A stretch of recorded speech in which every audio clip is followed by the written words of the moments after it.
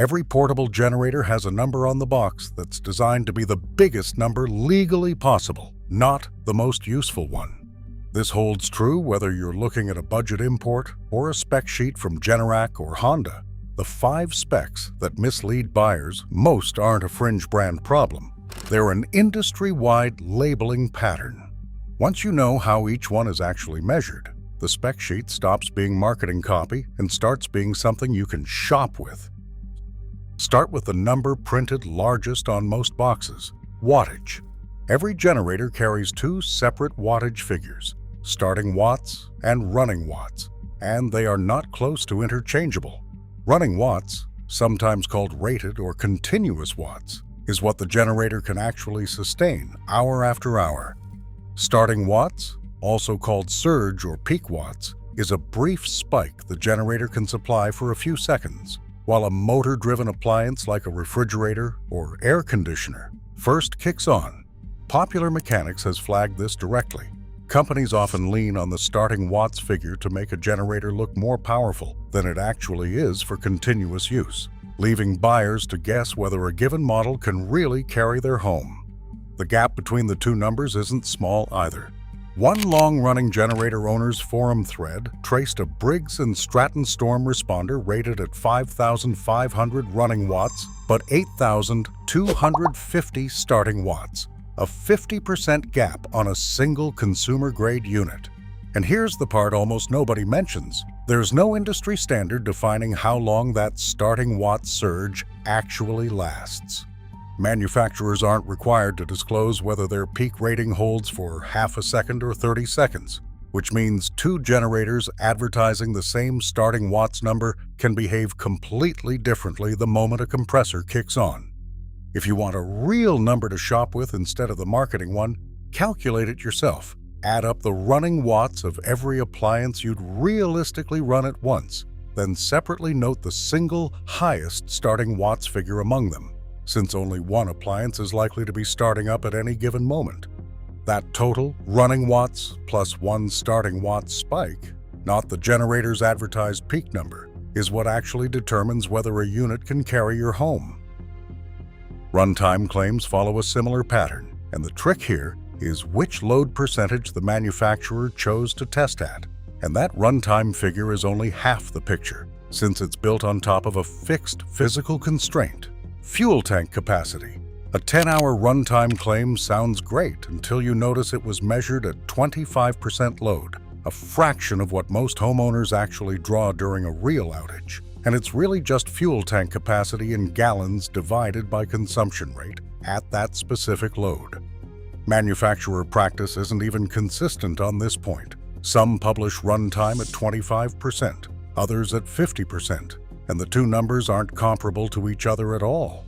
Ryobi's own listing for its 2,500-watt inverter generator advertises 7.5 hours of runtime specifically at 50% load, a more honest baseline than the 25% figure competitors default to. And it's worth actively looking for that disclosure before you compare 2 runtime numbers side by side.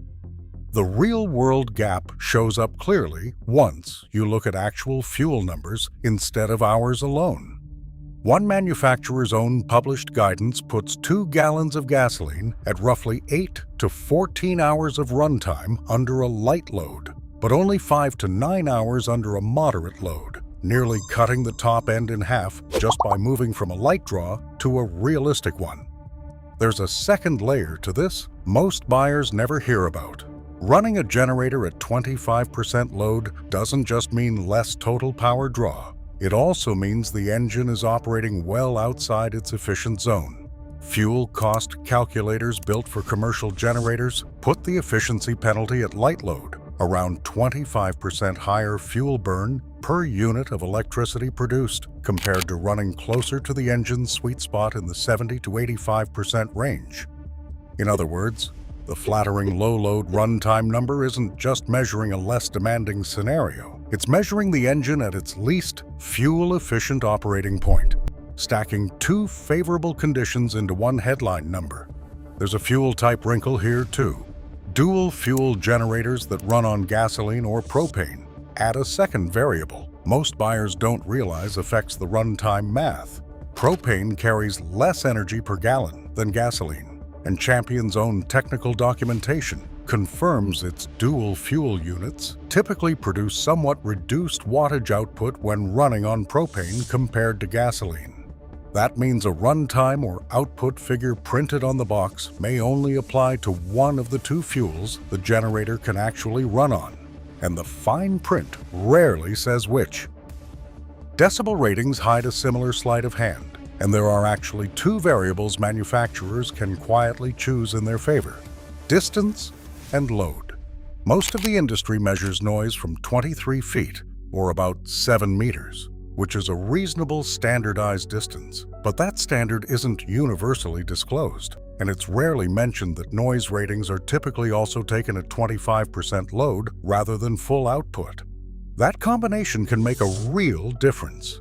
A generator that measures 58 decibels at a quarter load and 23 feet away can climb to 72 decibels at full load, and because the decibel scale is logarithmic, that 14 decibel jump doesn't sound like a modest increase. It sounds close to 3 times louder to the human ear. Distance compounds the problem further. Having the distance between you and the generator adds roughly 6 decibels. So a unit rated at 65 decibels from 23 feet away will measure closer to 71 or 72 decibels if you're standing half that distance from it, which describes most driveways, patios, and job sites more accurately than a lab's open field. A generator marketed as library quiet on the box can sound like a running vacuum cleaner the moment you actually load it up and stand where you'd normally stand next to it. And that gap matters beyond comfort, since a growing number of cities and homeowners associations enforce specific decibel limits on outdoor equipment, meaning a generator that reads quiet on the shelf could still put you over a local noise ordinance in practice. Horsepower is the oldest of these tricks, and it actually has 2 separate layers most buyers only ever hear about one of. The first layer is historical, and it's worth knowing because the industry itself has already had to walk it back once. For decades, small engine manufacturers rated horsepower under SAEJ 1940, a standard that permitted the advertised number on the label to be as little as 85% of what the engine actually produced in testing. An engine labeled 10 horsepower only had to prove 8.5. In 2014, the standard was revised to require the labeled number match at least 95% of tested output, a meaningful tightening that makes today's horsepower labels far more honest than the ones on decade-old equipment. Kawasaki went further than the industry minimum on its own, introducing a stricter voluntary standard in 2011 that guarantees at least 98% of the labeled horsepower in testing, specifically to differentiate itself from competitors still relying on the looser figure. The second layer is still active today and gets almost no attention: the difference between gross and net horsepower.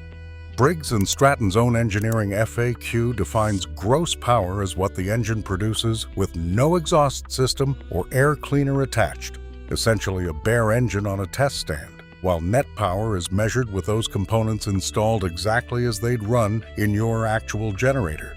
Net power is always lower than gross power, sometimes by a meaningful margin, and a spec sheet that doesn't specify which one it's quoting is very likely quoting the more flattering gross figure. If a listing just says horsepower with no qualifier, assume it's the bigger number, not the one your generator will actually deliver. The fifth spec rarely makes it onto the box at all, which is itself the problem: total harmonic distortion, or THD, the measure of how clean or dirty a generator's electrical output actually is, closely related to what you'll see marketed as pure sine wave or modified sine wave power. A pure sine wave describes a smooth, low distortion waveform, generally what inverter generators produce, while a modified sine wave is a rough, stepped approximation of that waveform with meaningfully higher distortion, more common in older or cheaper backup power designs. Every generator produces some level of distortion in its power output, but the amount varies enormously by design. Inverter generators typically run in the 3 to 5% THD range, clean enough for sensitive electronics like laptops and medical equipment, most of which want THD under 3% to avoid damage.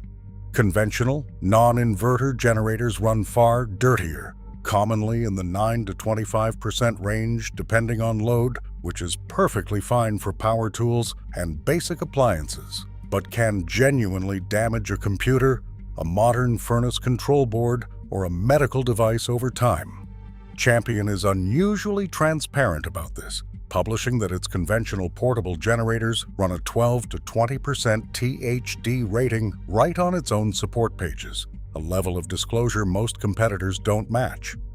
What you'll see instead from many other brands is a marketing term standing in for the actual number, phrases like clean power, or branded technology names that imply low distortion without ever printing the THD percentage anywhere on the box or the online listing. A brand name is not a spec. If a generator claims to be safe for electronics but doesn't list a THD percentage anywhere, that's a gap worth asking about before you plug in anything you can't afford to fry. None of these 5 specs are fabricated outright. They're all real, measurable numbers, and every one of them is technically accurate under whatever testing condition produced it. The manufacturer just doesn't always volunteer which condition that was, and the condition changes the number more than the underlying hardware does. There's a 6th disclosure gap worth a quick mention if you're buying online, rather than in a store. California requires every portable generator rated 19 kilowatts or below to carry CARB certification to be legally sold there, on top of standard EPA certification required everywhere else. Retailers shipping nationwide don't always make clear whether a specific listing is CARB certified, and it's a separate label from the EPA sticker, not a redundant one. If you live in California, or you're not sure whether your state has adopted CARB rules too, that's worth confirming before you buy, not after. Before you buy based on a spec sheet, run through 6 questions. Is this running watts or starting watts? What load percentage was the runtime or noise figure measured at? Is the horsepower rating gross or net? Is there an actual THD percentage listed or just a pure sine wave marketing term standing in for one? Does a dual fuel unit's rated output apply to both fuels or just one? And is the unit CARB certified if that applies to you? Answer those, and the spec sheet stops working against you and starts working for you.